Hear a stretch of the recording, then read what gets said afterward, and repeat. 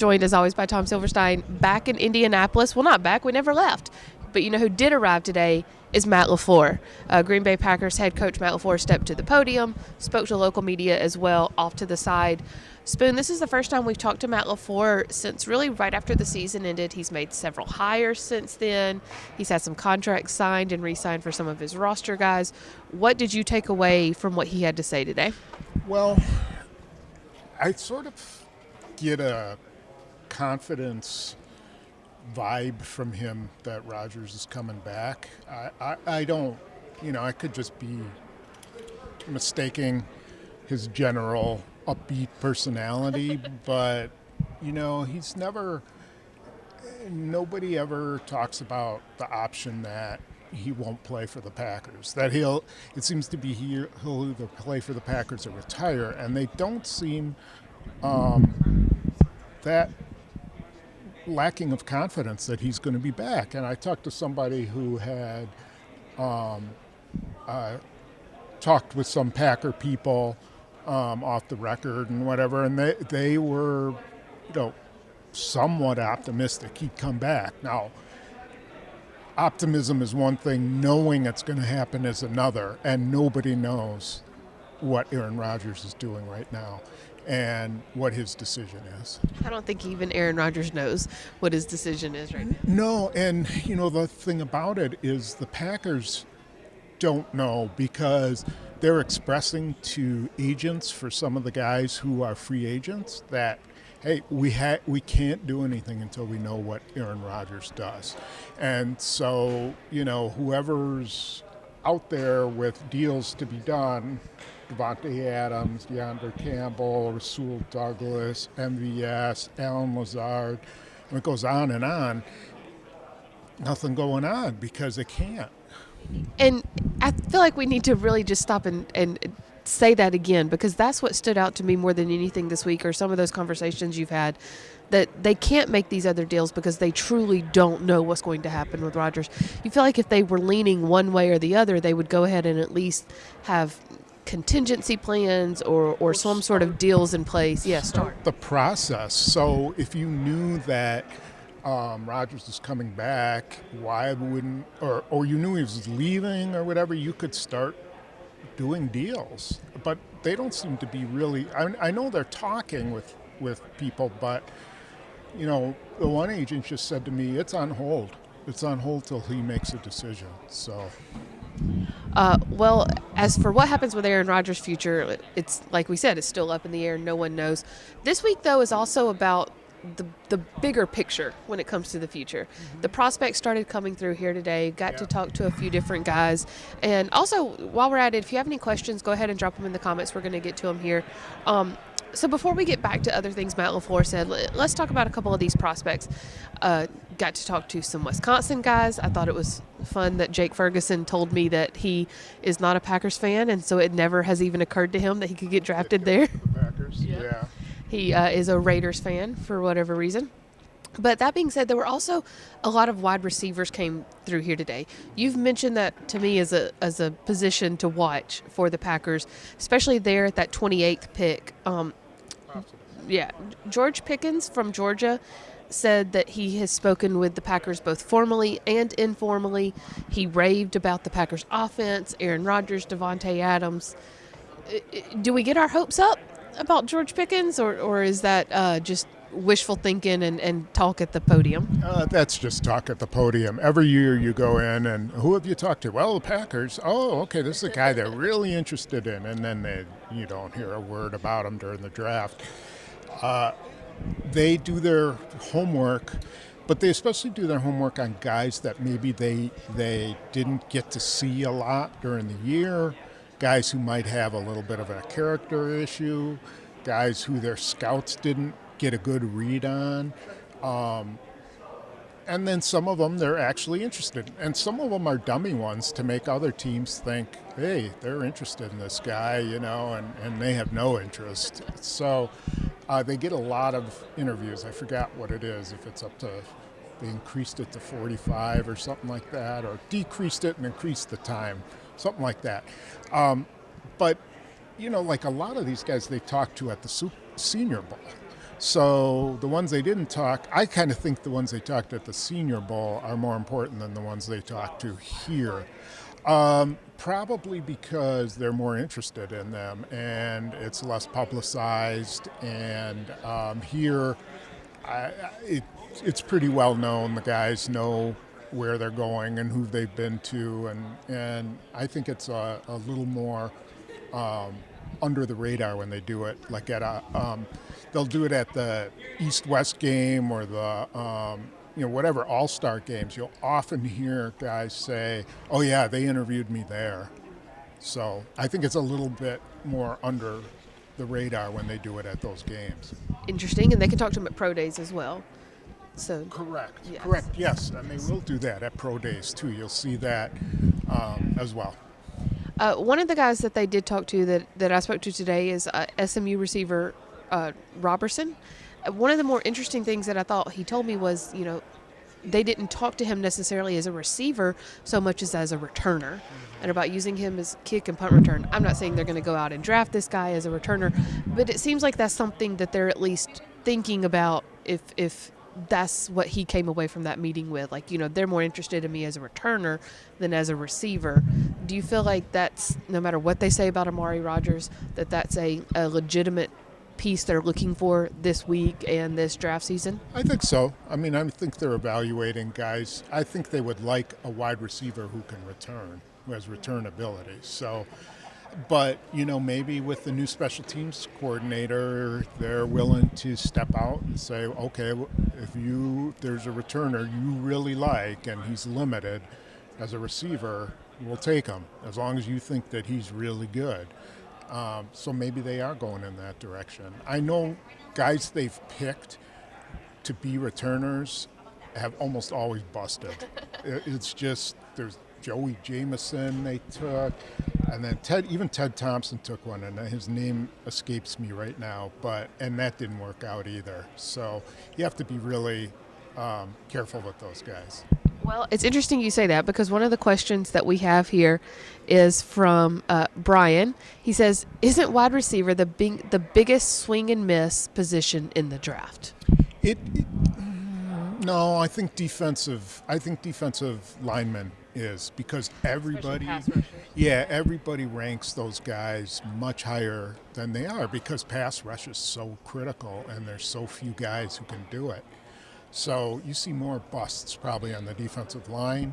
Wide receiver, this is supposed to be a good class, just like it was 2 years ago. Now, I don't know, it's not as good at the top, but it's pretty deep, and you don't have to spend a first-round pick to get a good wide receiver. I mean, the Packers have owned the second round with wide receivers: Jordy Nelson, Greg Jennings, Devontae Adams. I'm sure there's a bunch of other. James Jones was a third-round pick. So you can get really good players in those rounds. I mean, the best receiver in the NFL, arguably, is a second-rounder. Right. Speaking of that guy, Devontae Adams, Nick asked, do you see Adams holding out if given the franchise tag that deadline is next week? Yes. I would expect him to skip all of off-season workouts. There's no reason for him to put his body on the line or even consider it if they're going to put the franchise tag on him. But if they do put the franchise tag on him, they can't do it for long. They can't carry him at $20 million on their salary cap. So even if they do put it on him, it's temporary. They'll have to do something before the season starts, maybe even before the draft. I also think that if they do put the franchise tag on him, it could mean that they're going to try to trade him. So that'll be really intriguing. We will see. As we said, a lot of receivers to look at in this draft class. They're going to be working out tomorrow. They'll start the bench press tomorrow as well, right behind us. That'll be fun. But what does that mean for the Packers' current receiver core? Callum asked, do you see Randall Cobb in Green Bay next year?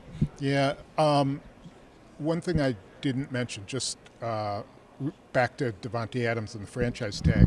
If they put the franchise tag on him on March 8th, they can still redo that deal up until the day the new year ends. So if they put the franchise tag on him, it doesn't necessarily mean he'll have the franchise tag on him come March 16th.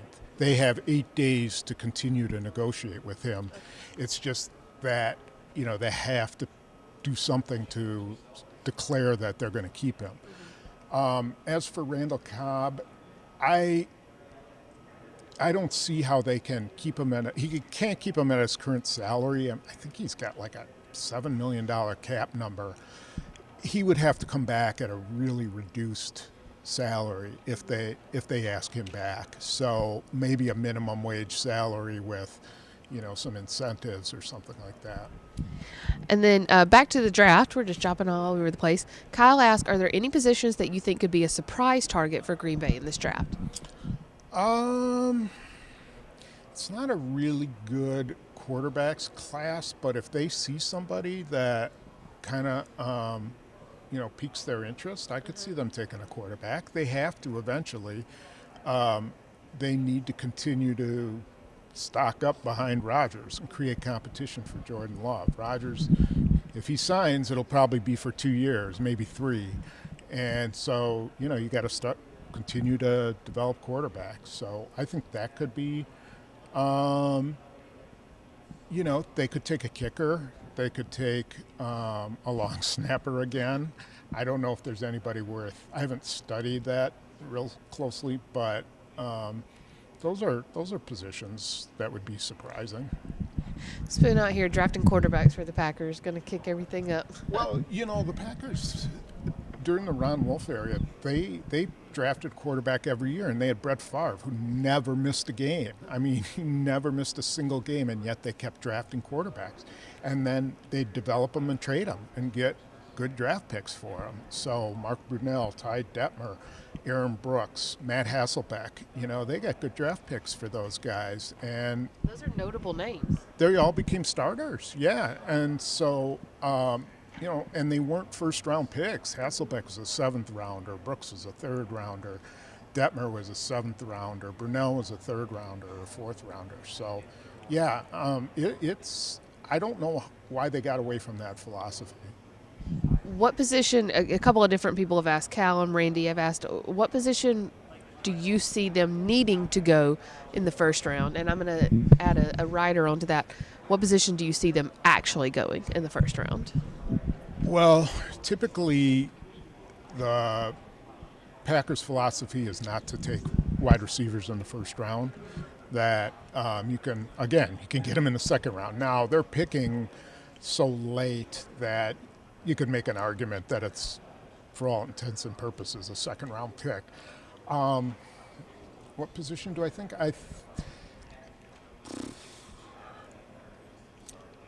I'll tell you after I know what happens with Aaron Rodgers.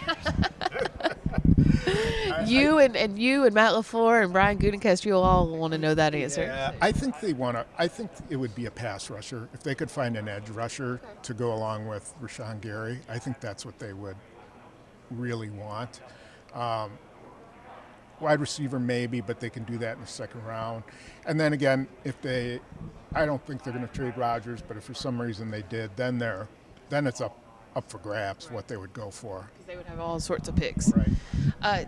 Speaking of pass rusher, defensive line, Matt LaFleur talked today for the first time since hiring a couple of new coaches, including Jason Rebrovich, who is now going to be leading on the defense after Mike Smith moved on to the Minnesota Vikings. Do you see, Rebrovich has a pretty extensive resume, 20 years coaching, 8 years in the NFL, has led the Jaguars essentially to an AFC championship game with the defense that he had and was leading at the time. Was that hiring a surprise? Did it make sense? And what did you take away from what Matt LaFleur had to say today about both he and some of these other new hires? I think we kind of talked about it, might have been on the podcast, about Mike Smith leaving. And I think it might have been the system that he just wanted to get back into the Mike Pettin system where those outside guys have total freedom to go, and that's nothing wrong with that. I think they have a little bit different. Joe Barry's scheme is different than Mike Pettin's, and they have a different little bit different outlook for how outside rushers are supposed to go. So I think it was a solid, a really good hire as far as I can tell. But the big hire, of course, was Rich Bisaccia. I mean, LaFleur raved about him and said that he's going to bring instant credibility to their special teams, and you have to think that. I did think it was the one thing that was really interesting was that, I asked him, did they give Bisaccia, did they tell him, we will give you what you need, we'll listen to you in personnel, we'll do whatever? And he said, yeah, those discussions took place, and he said he talked a long time with Gutekunst.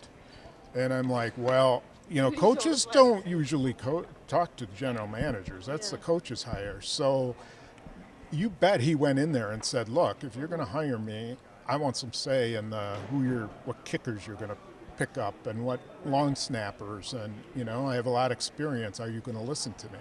So I'll bet that discussion took place. And which is kind of funny because Goody told us last week essentially, oh, well, that's the coach's hire. Yeah, and he also told us that, well, we totally listened to those guys. Baloney. He kept saying, I was wrong when I was saying that. And I'm like, look, how many times have we sat up at a press conference and the assistant coaches, and we're talking about, hey, you got a new guy today, and the guy's like, yeah, I just met him coming off the field today. I don't know anything about him.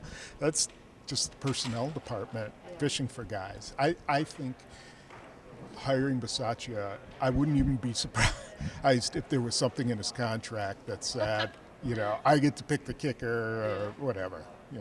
Put it on a little Post-it note on the side of the contract. Yeah. Eddie, I know you asked about inside linebackers. Defensive guys will be coming through here later this week, so we'll probably discuss them a little bit later in the week. In the meantime, as we said, we will be here all week, so stay tuned for full coverage from Packers News. We're pretty much done with the coaches. We've talked to Goody. We've talked to Matt LaFleur. Rest of the week will just be prospects. Matt LaFleur and his staff will be here through Friday as well. He told us today to finish up those interviews, and we will be here too with full coverage on PackersNews.com from the